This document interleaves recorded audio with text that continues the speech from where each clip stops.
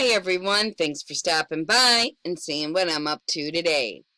I'm going to start this Kevin announcement with a shot of the whole screen here. This is my local map and situation that's been going on with the COVID. So it's been, I would say, almost a week that we've stayed steady with just 28 deaths, and I would say it's been 3 days since we've stayed steady with the 85 active cases. So no one's recovering out of the 85 and no one's dying out of the 85. But and that's what our map looks like over there. I'm in a town with 2 people with COVID, but the other areas that are very dark orange are definitely the hotter spots, and it's kind of like downtown where a lot of the main stores are at and things. All right, so on to Kevin and information about our stimulus. So let's open this up all the way and let Kevin see what he has to say. Move my picture here. Is it going to play?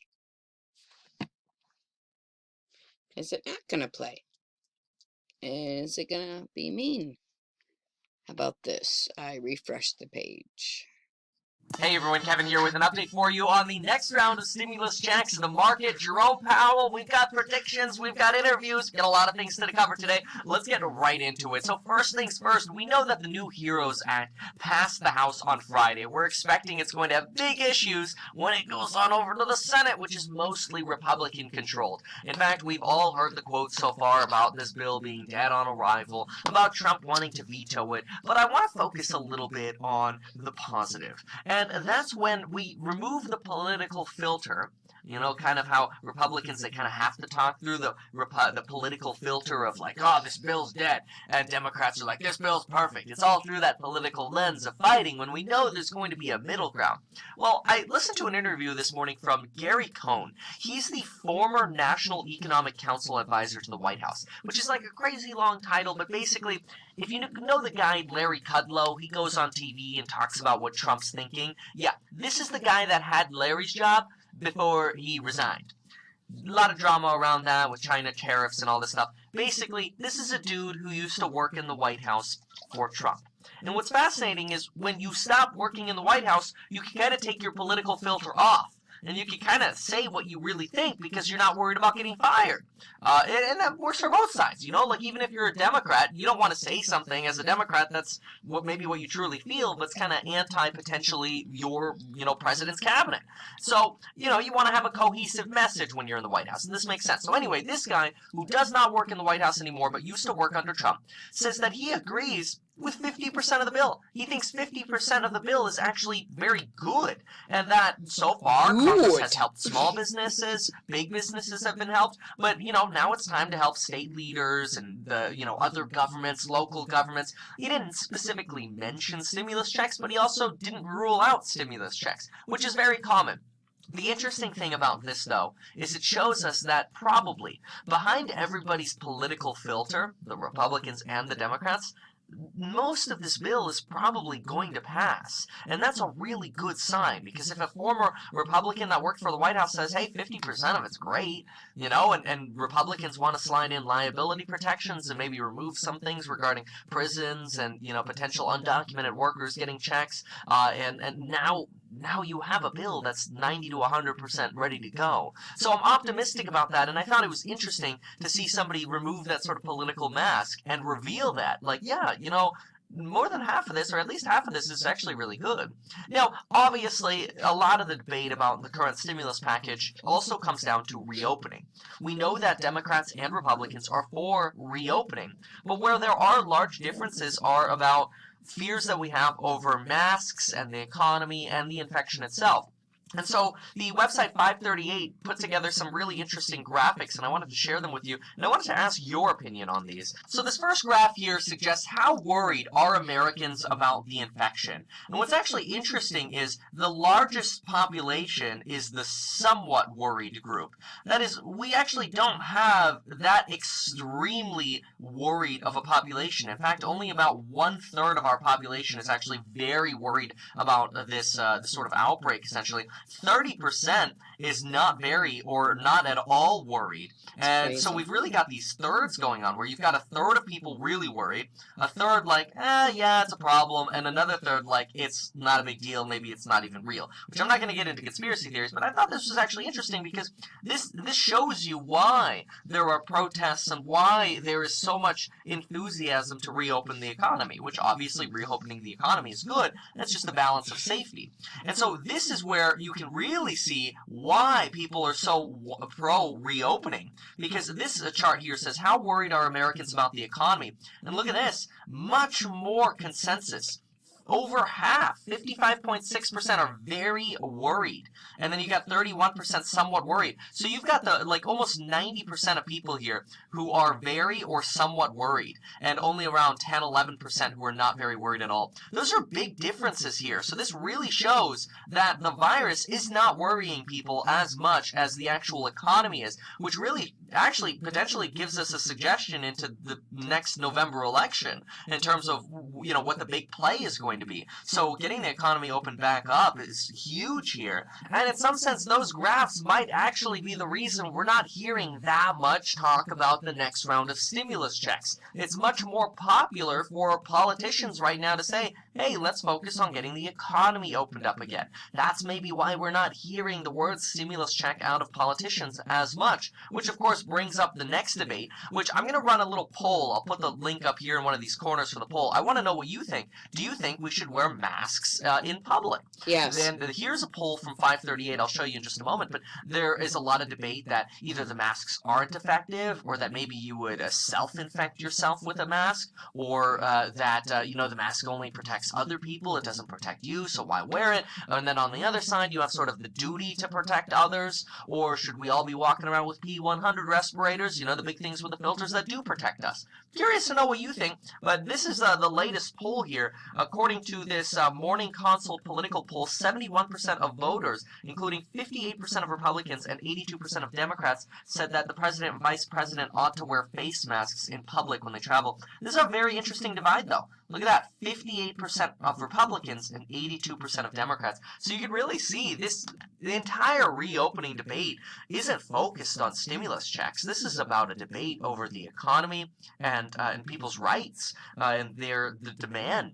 Do we have to wear masks when we go outside? I think so. But let's now tune in to see what Jerome Powell says, because this is a big one as well. But right before we talk about Jerome Powell, I just quickly want to show you this. This right here is if you open a Webull account and you're not sure where... Yeah, I'm not even gonna... I don't care right now about that for the minute. First of all, I truly believe we all should wear masks, okay? Second, this is the reason why, okay? And gloves, guantes. I believe that's what they are in Spanish. But your hand should be covered as much as your face, because it can last 3 to 4 days on a solid surface. Stainless steel, Formica countertop, anything that hasn't been wiped, okay? 1. 2. If you went barehanded and you're one of these people that actually uses your hand sanitizer, maybe you're not. Guess what? I don't want to be the I don't care, it's not real class. I'm very, very, very worried. It's very, very, very real. I have asthma, and why would I take the chance? I am protecting myself with my mask, and that's my main concern. And my hands. And I even sanitize before and after I take off the gloves. I can't fathom dealing with this with asthma. I can't. I will let him talk about his Weeble stock. To invest your money. Put it here. This is a Vanguard S&P 500 index fund. This goes back to, what does this go back to here? What do we got? 2011. You can see how VOO has grown since 2011, and if you zoom in up here, you really see, oh, there's the little Rona drop. You see that drop way up at the top over here? Yeah, so VOO might be a nice index fund for you to invest in. Very simple once you download the Weeble app. Remember, you can get 2 free stocks if you open up a Weeble account. Usually, I just recommend you start with the cash account. You can always add margin later on. That just means you're borrowing money. But, I mean, it's very simple here to buy. If you want to buy during hours, trading hours, you just bump open your quantity here. Let's buy 1 share for $262. Sort of 1 slice of the entire economy for $262. Hit buy, and it's not available now because it's Sunday, but ordinarily you'd be able to execute right away. And there you go. You'd own $262 of a Vanguard S&P 500 index fund. So in other words, if you want a really lazy way to build your wealth, open a Weeble account, deposit $100, you get 2 free stocks, that's instant free money, and then throw your money over time into something as simple as a VOO index fund. Again, I will let you guys know when I do this. And there you go. You can watch your wealth in the long term. My dog is grow. trying to get up here. That's a general trajectory of what we call the American train, right? That's Warren Buffett's mentality. Now let's talk about Jay Powell. He's the guy with the money printer. Jerome Powell, on an interview, a 60 Minutes interview, said that, look, you can't put the amount of pain our economy and us as people are feeling into words. However, he says this, in the long run and the medium run, you wouldn't want to bet against the United States economy. It could take a while, it could stretch through the end of next year, but you don't want to bet against America. And this is a really good way to reiterate that you should, if you're thinking about investing into the market, throw your money into America. America is exactly what I just showed you. The Vanguard S&P 500 Index Fund. This is a really good slice of America right here, and it's easy. You can automate it and make your life very, very simple. Now, in terms of a recovery, Jerome Powell actually believes that to fully recover, we're going to have a vaccine. Because until everybody is 100% confident, everybody's not going to travel. Everybody's not going to go out to restaurants. So that vaccine is going to be very necessary, which we know that Donald Trump suggests the vaccine will be up and running by the end of 2020, and we'll have millions of vaccines. However, I have to say, the FDA commissioner did go on the press to suggest that the vaccine is probably, aka realistically, a 2021 event. That is, it'll be before 2021 or within 2021 when there will be, quote, widespread availability of a reliable vaccine for COVID-19, which I think a lot of us are also on kind of the fence, like, well, yeah, we want to make sure there's a reliable vaccine. You take it first. No, we're not suggesting that. But, I mean, obviously a lot of us, we want to know that there's something safe and reliable, and I don't see that happening in 2020. I think it'd be wonderful if it does happen, and I think I share Donald Trump's optimism, but I do more agree with the FDA chairperson who suggests, it's going to be 2021 before we have something safe and reliable and readily available for everyone. Now, in terms of the actual prediction, this week is going to be a very big tell. This week is the week where, well, hopefully you'll use that coupon code and join me before it expires in my awesome programs on the psychology of money, or investing in real estate, or do-it-yourself property management, or being an amazing real estate agent.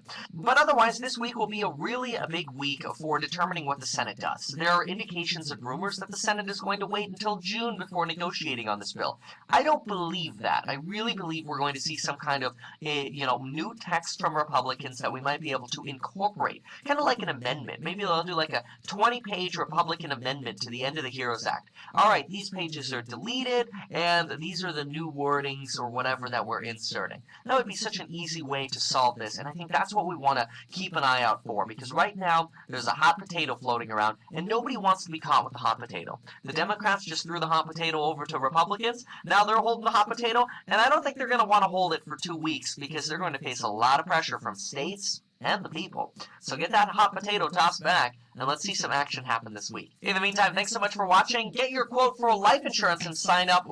Yes. Share, share, share, share, share. Thanks again for stopping by and checking out the news. The 1,200 stimulus check and stimulus package update for 5/17/2020. This is Silky signing off. Thanks again.